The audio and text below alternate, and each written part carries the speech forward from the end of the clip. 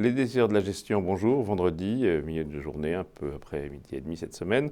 Nous sommes là pour faire le point sur l'actualité économique, financière, mondiale aujourd'hui, particulièrement, et puis d'en tirer des conclusions pour votre portefeuille, des conclusions précises dans la fin de l'émission Gestion. Alors j'ai à mes côtés Michel Audban. Bonjour Michel. Bonjour. Alors vous êtes le directeur général de Gemway Assets. Alors un petit mot sur Gemway Assets, puisque vous n'êtes jamais venu.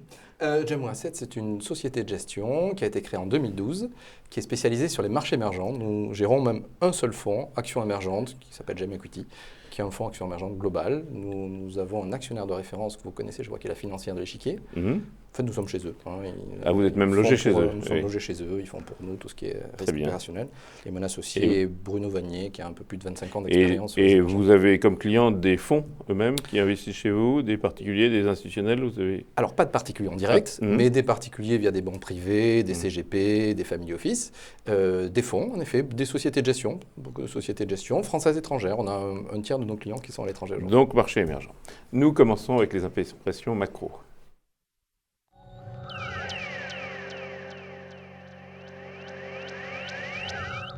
Alors, impression macro, cette semaine, le pétrole, quo non descendam.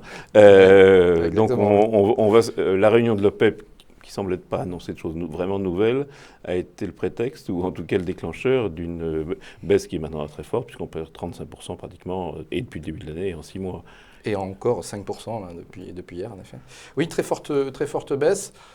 On n'a pas vocation, on n'a pas prétention à être des spécialistes du pétrole. Donc ça joue sur un certain nombre de pays émergents, notamment. On suit ça de très très près, hein, c'est pas le propos.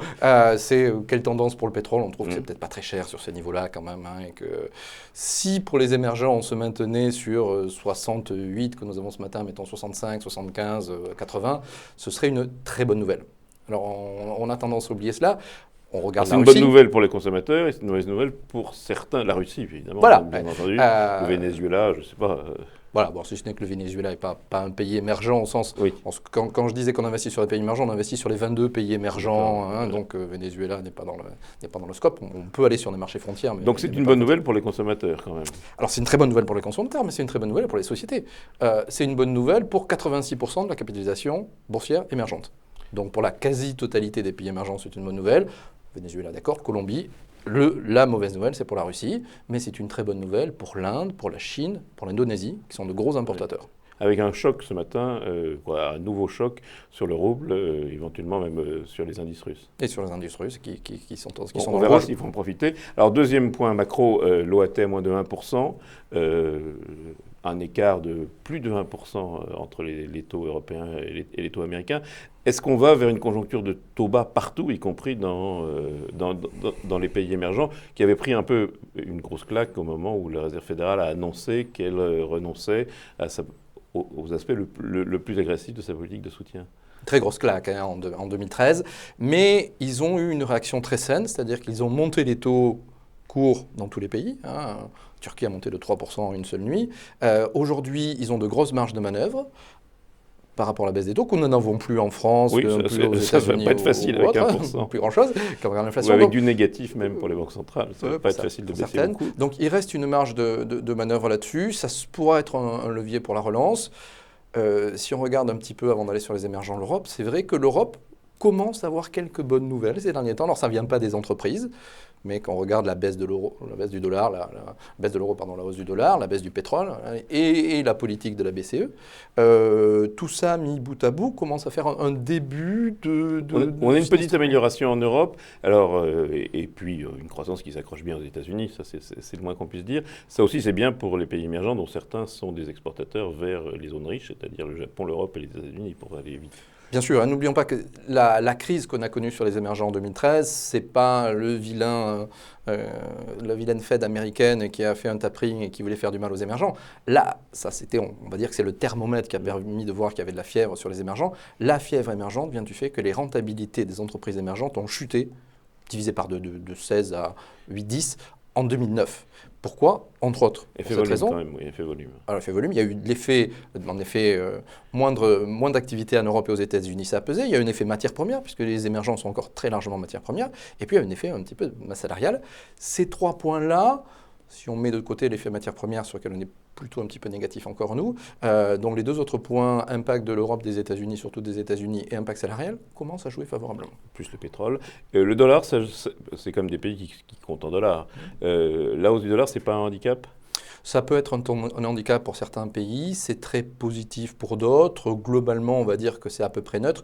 Le point à risque, puisqu'on va en parler, le point à risque sur 2015 sur les émergents, ce serait une hausse de taux américaine qui arrivera un jour ou l'autre, vraisemblablement, surtout si elle était faite trop tôt. Voilà. Une hausse trop anticipée casserait la croissance américaine, serait mauvaise, très mauvaise pour les émergents, exécrable pour l'Europe, mais ça, ce serait le risque. À part celui-là, qui existe, on connaît Janet Yellen, elle a plutôt tendance à être quantitativiste, on l'a vu encore à Paris il y a 3 semaines, donc elle ne devrait le faire que lorsqu'elle a des signes de reprise clairs. Si ce n'était pas ce cas-là, ce ne serait pas bon. Dans tous les autres facteurs sont très positifs pour les émergents, on va y revenir. Alors juste, on va faire une petite revue des économies émergentes. Vous avez dit qu'il y avait 22 pays. Je ne sais pas, on peut commencer par l'Asie et puis tourner comme le soleil, par exemple. L'Asie, on va commencer par la Chine, qui est notre première position. Nous avons 22% du fonds sur la Chine. Nous avons une vision très spécifique sur la Chine, c'est-à-dire que notre sentiment est que la croissance chinoise va baisser. Oui, donc les 7,3 qui sont les plus bas depuis je ne sais pas combien de temps, c'est déjà encore bien, mais ça peut aller vers les 6,5 ou un truc comme ça. On vise plutôt 6 voire 5,5 si affinité. Donc notre sentiment, mais vous en avez quand même 22% de votre portefeuille. Donc c'est que... Et alors, qu'est-ce que l'on a? Justement, on n'a pas des sociétés qui sont dans le cœur des indices. On a très peu d'entreprises d'État, on a très peu de sociétés cœur de portefeuille. On a 2-3 thématiques. On a une thématique Internet en Chine, qui est une thématique très forte. La croissance de la consommation est à 10% à peu près en Chine en ce moment. Sur Internet, elle est à 30%. Il faut avoir conscience qu'on va finir l'année 2014 avec un volume d'activité sur Internet en Chine qui sera de 450 milliards à peu près, lorsqu'on est à 300 aux États-Unis. Donc la Chine est passée le premier marché de transactions sur Internet au monde, 50% plus gros déjà que les États-Unis. Donc, la Chine, le problème, c'est surcapacité immobilière, surcapacité bancaire peut-être aussi. Ça ne vous inquiète pas beaucoup plus que ça quand même? Alors ça nous inquiète pour les deux secteurs dont vous venez de parler. On a 0 en immobilier, 0 en bancaire. Sur la partie, est-ce que l'on a un risque systémique avec une banque engagée dans l'immobilier en Chine qui viendra faire faillite? Notre sentiment est non. En face de ça, on a plus de 3 000 milliards de réserves. S'il devait y avoir un problème, nous pensons que la façon de le traiter, ça va être de montrer à la banque qu'elle a fait du mauvais travail et c'est pas bien, donc vous allez être racheté par ICBC ou que sais-je, à 0. Donc il ne faudra pas être assurément actionnaire de la banque à ce moment-là, mais laisser une faillite qui pourra avoir de risques systémiques, nous ne l'envisageons pas du tout. Bon, alors Asie, le reste de l'Asie. Inde, c'est le plus... Alors Inde, c'est boursièrement la plus belle nouvelle de l'année. Des élections, un changement de président, de Premier ministre, pardon, qui nous surprend. Un nationaliste qui est élu, ça nous fait toujours un effet bizarre vu d'Europe. Alors attendons, mais en effet, il y aura peut-être un petit risque à terme. Enfin, là, il a mis beaucoup d'eau dans son vin depuis 2003, depuis la période à laquelle vous faites référence. Juste avant, sur l'Asie et sur le monde, ayons conscience que l'on a un alignement de planètes exceptionnel, qu'on n'a pas connu depuis plus de 50 ans, c'est que nous avons les 2 pays les plus peuplés au monde, Chine et Inde, on est en train d'en parler, qui ont 2 leaders pro-business très forts. On a en Chine Xi Jinping qui est très clairement le leader le plus fort depuis Deng Xiaoping, peut-être depuis Mao. Il a reçu dans sa corbeille de mariée, c'est pas lui, c'est le PC qui a choisi de faire ça. Il a reçu en plus des attributs habituels de la fonction de président, l'armée, les services secrets, etc. Il y avait des tensions habituelles entre les présidents et les patrons des services secrets, de l'armée en particulier. Là, il n'y a pas de problème, il a tout. Il a fait une lutte anticorruption très forte qui a raffermi son pouvoir, qui a été très clair. Et il est aujourd'hui très populaire. En Inde, on a Narendra Modi, vous en parlez, qui est le premier président à avoir la majorité à la Chambre basse de l'Inde moderne. Ça n'était jamais arrivé, il y avait toujours des coalitions compliquées. C'était le principe, c'était copié. Là, il a tout, il peut tout faire. Et alors, il a commencé déjà. Qu'est-ce qu'il a commencé à faire? Il a commencé à rayer d'un trait de crayon les subventions sur le pétrole, sur le gazole pour être plus précis. Alors, on va dire c'est plus facile de faire quand le pétrole est bas, bien sûr. Enfin, ça fait plusieurs années qu'on entendait ça. On estime que ça pesait un peu plus de 10-12 milliards du déficit de l'État il y a 2-3 ans et que c'était près de 1,5% du PIB, donc c'est une part du déficit. Donc c'est une partie importante qui est en train d'être dégagée. Il a annoncé qu'il allait réduire le train de vie du budget fédéral de 10%. Donc Oui, là, on attaque dans le ça dur à nous- 10%. Hein. Ça nous laisse rêveur. Voilà. Et là, on rentre en session parlementaire. On est rentré il y a quelques jours, une session parlementaire qui va aller jusqu'au 22 décembre, avec 2-3 très gros projets. Le principal, c'est GST, Goods and Services Taxes. Il faut savoir qu'en Inde, très grand pays évidemment, il y a des taxes par produit et par État. Et donc, quand vous transportez cigarettes d'un État à l'autre, il faut faire la queue à la douane parce que c'était 4% d'où vous venez, vous allez dans un État où c'est à 6, et donc il faut régler l'écart. Le FMI a calculé il y a 15 jours, 3 semaines, que les transporteurs routiers qui font de l'inter-État en Inde passent 60% de leur temps à l'arrêt. Oui, il y a des gains de productivité Énorme. à prendre. Donc l'idée, c'est Donc, de faire quelque chose à peu près. Inde, croissance, c'est pas la croissance à la chinoise, c'est plus régulier. Ça pourrait devenir une croissance à la chinoise. Aujourd'hui, les estimations sont de 6 à peu près. Nous, on est beaucoup plus positif que ça. On pense qu'on va passer de 4, 4,5 à l'heure actuelle, vers du 7, 7,5, un tout petit peu plus. Donc ça quasiment doublé. Ça se joue. Alors, on conduit le tour du monde. Le reste de l'Asie.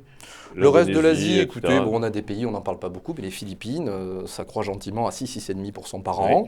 Ça fait 4 ans qu'ils nous surprennent avec des croissances plus fortes que ce que l'on attendait. C'est un petit pays de 90 millions d'habitants, donc c'est un tout petit peu plus grand que la France.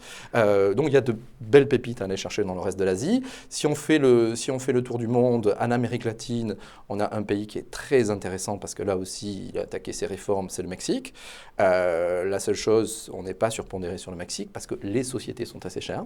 Oui, l'effet buvard américain joue un peu. Voilà. Alors, c'est le sentiment qu'on peut avoir sur l'Inde aussi. Quand on regarde les prix aujourd'hui, ou les PE, les rapports cours sur bénéfices, en fait, nous, notre sentiment, c'est que, et c'est pas propre à l'Inde, c'est que quand on a un marché qui se retourne comme ça, les chiffres de croissance que je vous citais tout à l'heure, les analystes ont toujours tendance à courir un peu après les résultats. Oui. Et donc, les premières années, ils sous-estiment. Donc, on a l'impression d'acheter une société à 18 de PE, en fait, elle en vaut 13. Donc, Mexique, le reste de l'Amérique latine, on a le Brésil qui est quand même le problème. Compliqué, le Brésil qui ressemble à l'Europe. Hein. Donc, oui. Ça va aller un petit peu mieux parce qu'on va avoir un effet fenêtre qui, à un moment, quand on a beaucoup baissé, ça ne peut aller qu'un tout petit peu mieux, mais ça va être des petites croissances. On peut faire du stock picking intéressant au Brésil, donc pas dans le cœur de portefeuille, pas évidemment dans les matières premières, après ce que je vous ai dit, pas du Valley ou autre, mais si je dois citer qu'un titre, Estacio, qui est dans l'éducation. Vous savez que l'éducation publique au Brésil est catastrophique. Oui. C'est pas l'Inde, justement. C'est pas l'Inde. Dilma Rousseff en a conscience, et après sa réélection, elle renforce le fait que ce serait très compliqué de tout changer. Donc le plus simple, c'est de subventionner les étudiants du secondaire qui vont dans le privé. Bon, on va finir très rapidement le tour du monde. Alors l'Europe centrale. L'Europe centrale est un peu, on est surtout autour de la Russie. Hein, on est autour de la Russie. Russie compliquée pour des aspects évidemment politiques dont l'issue très claire nous échappe, pour être tout à fait honnête. Ce qu'on voit déjà, c'est une alliance reconstituée avec la Chine.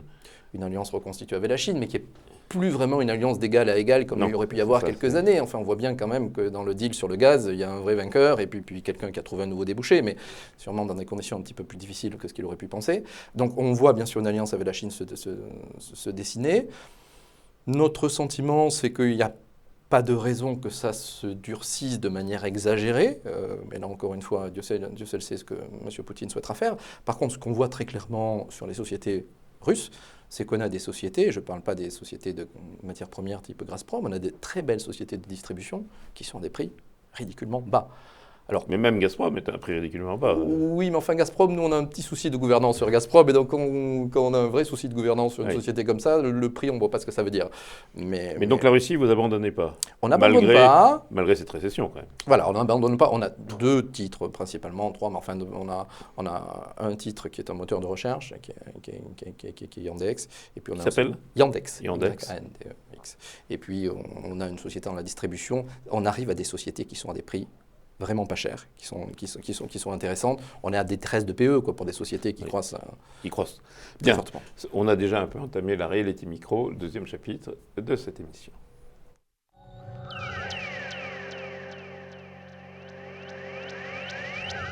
Reality Micro, d'abord les bourses cette semaine. Forte hausse ou forte reprise des bourses européennes qui progressent très sensiblement, notamment l'Allemagne. Alors on ne peut pas comparer le CAC 40, compte tenu du poids de Total, évidemment, est en retard, sans forcément les valeurs elles-mêmes le soient. Depuis le début de l'année, on a des valeurs européennes qui gagnent pas loin de 6%, c'est-à-dire la moitié de ce que gagnent les américaines. C'est plutôt pas mal. Donc avec une hausse qui s'est orientée, je dirais depuis un mois, quelque chose comme ça, sur ce qui n'était pas défensif. Pour aller vite, ce qui n'était pas bancaire, ce qui n'était pas défensif et ce qui n'était pas lié au pétrole. Alors, donc, quel profil, on revient aux pays émergents, aux bourses émergentes, Michel, quel profil de performance pour les valeurs qui sont cotées pour les sociétés des pays émergents? À attendre, à l'avenir. On est plutôt très raisonnablement optimiste pour quelques raisons. La première, c'est que on sort d'une période de sous-performance relative des émergents par rapport aux pays développés qui est très long. On est rentré en sous-performance en octobre 2009. Ça fait 4 ans et demi de sous-performance.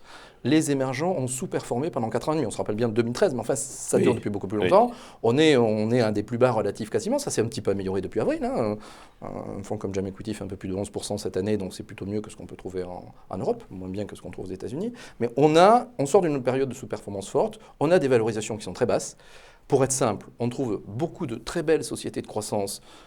Je parlais d'éducation tout à l'heure, mais dans les sociétés technologiques et autres. Vous jouez pas mal le profil de profit interne, c'est-à-dire le passage de usine du monde à j'ai une population qui peut développer son pouvoir d'achat. Oui, on joue en fait une thématique, c'est tirer profit de l'enrichissement de la population, de la classe moyenne dans les pays émergents.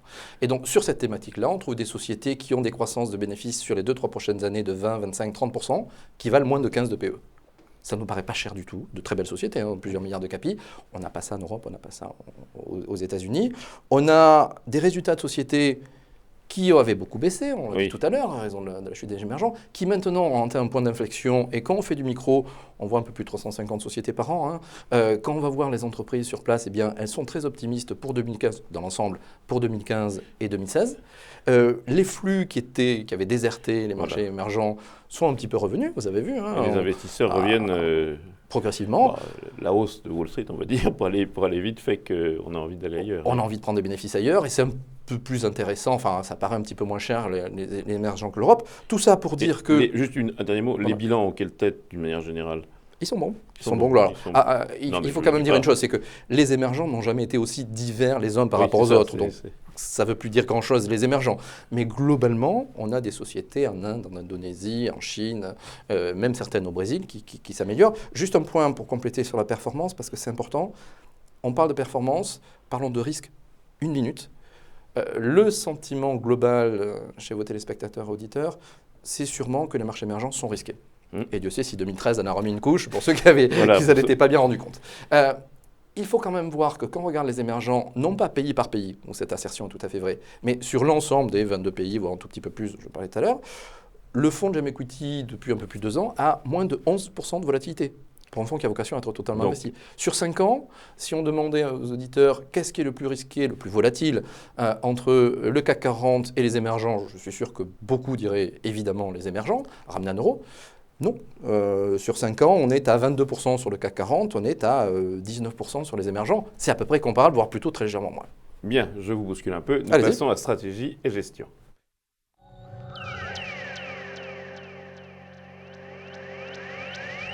Alors, avant de passer à stratégie et gestion, question de Xin. Est-ce que les effets de devise ne font pas des émergents une grosse loterie? Alors, une loterie, je ne sais pas. Il est très clair que la partie dollar, c'est-à-dire dollar-euro, puisqu'on est sur un fonds valorisé en euros et qu'il y a un certain nombre de devises, Hong Kong dollar ou autres, qui sont liées au dollar, le risque dollar-euro intervient dans la gestion d'un portefeuille émergent de la même manière que qu'on achète un fonds en action américaine. Alors, moins, on est plutôt sur de 40%, mais ça joue.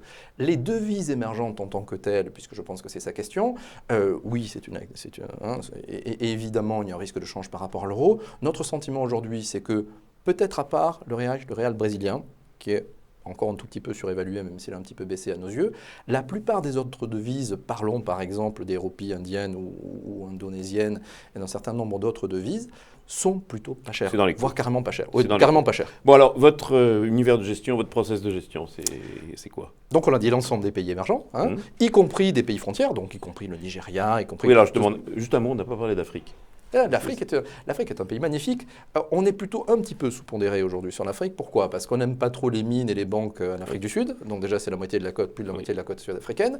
On aime beaucoup l'Afrique subsaharienne, si ce n'est qu'on a un petit souci aujourd'hui qui fait on y est toujours investi, mais on a été amené à prendre des bénéfices.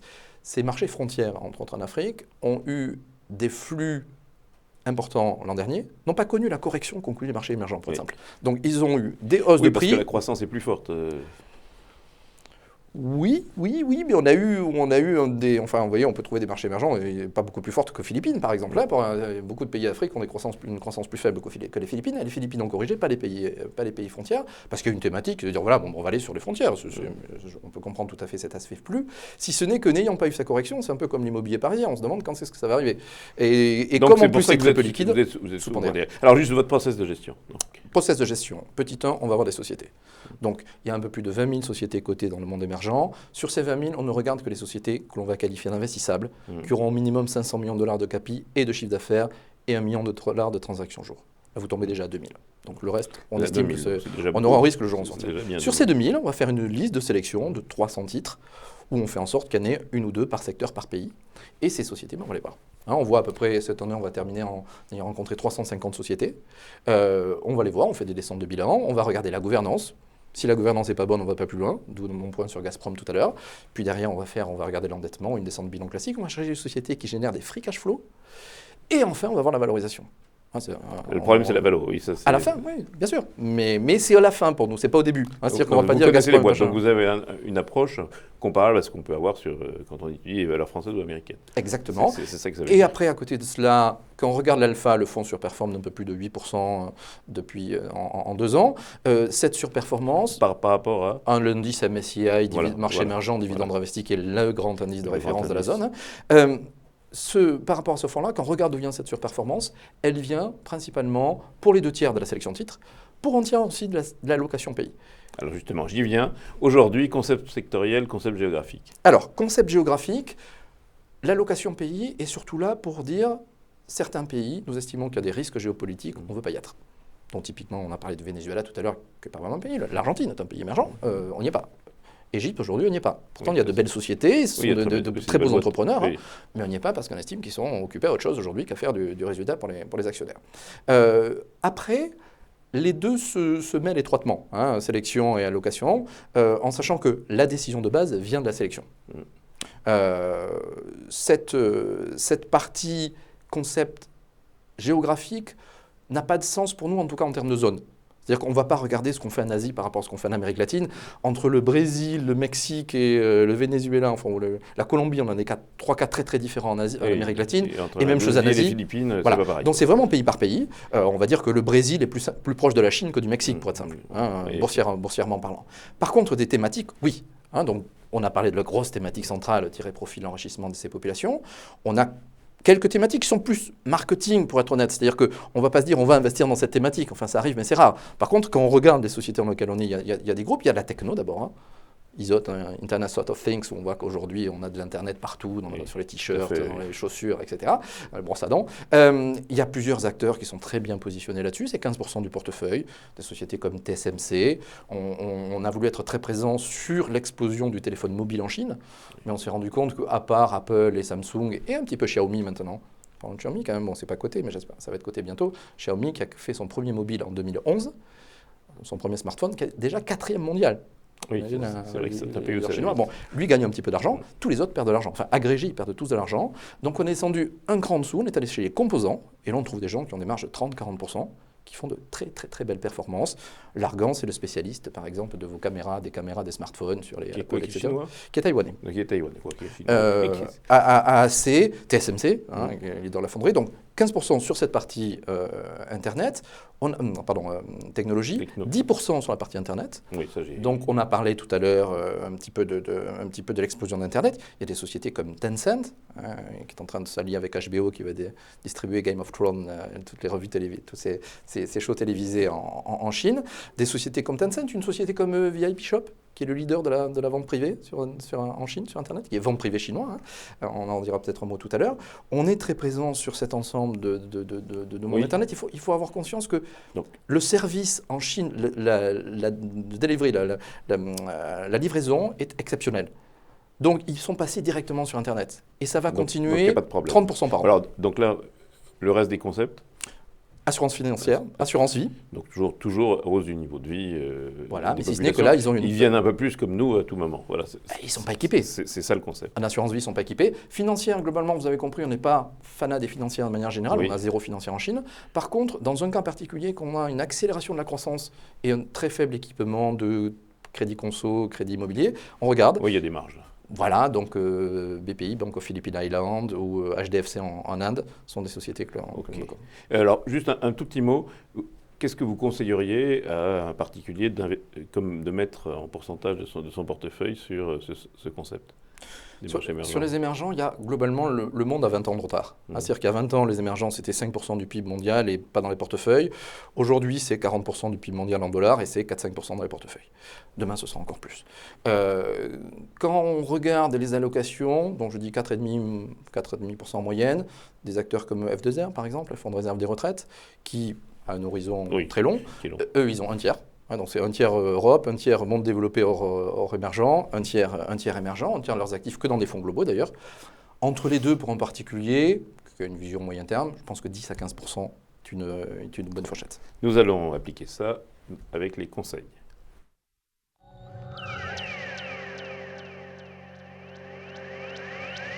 Alors Michel, très rapidement, un achat fort ou un concept fort? Automobile en Inde, Maruti Suzuki. Alors, on a vu une très forte croissance. Maruti, M-A-R-U-T-I, et puis Suzuki, l'actionnaire majoritaire est Suzuki. Pourquoi l'Inde? Vous savez, la Chine est passée premier marché automobile mondial avec 20 millions de voitures, les États-Unis en sont en 15, donc ils sont passés premiers de loin maintenant. En Inde, on en est bien loin. Alors certes, il n'y a pas le même niveau d'infrastructure par rapport à la Chine, on est très loin. Certes, il n'y a pas le même niveau de pouvoir d'achat. Une population un petit peu inférieure, mais enfin plus jeune, plus dynamique. Oui, quand même plus jeune donc, et plus dynamique. Globalement, on va dire à peu près balle au plus centre. et plus complètement éduqué, on va dire. Oui. Donc, sur la population, on va dire balle au centre. Là où il y a 20 millions de voitures vendues en Chine par an, en Inde, ils s'en vendent 2,5 millions. Oui, il y a du potentiel. Donc il y a du potentiel, 8 fois moins. Notre sentiment, c'est que dans les 5 ans à venir, on devrait aller à 5-6 millions. Maruti, c'est tout simplement le leader, 42% de part de marché en Inde. À vendre, à arbitrer, à éviter à tout prix? Alors éviter à tout prix, si on est en pays Argentine, Turquie. Alors Argentine, c'est un peu plus consensuel. Turquie, pour le moment, Turquie, aussi, pour des raisons géopolitiques? Oui, pour des raisons géopolitiques. Là aussi, on a quelques très belles sociétés, mais c'est un petit peu compliqué aujourd'hui. À vendre, si on en a encore, des banques en Chine. Alors là aussi, quand vous regardez, vous trouvez que c'est pas cher. Oui, parce qu'on va les sauver, mais on va faire payer l'addition aux actionnaires.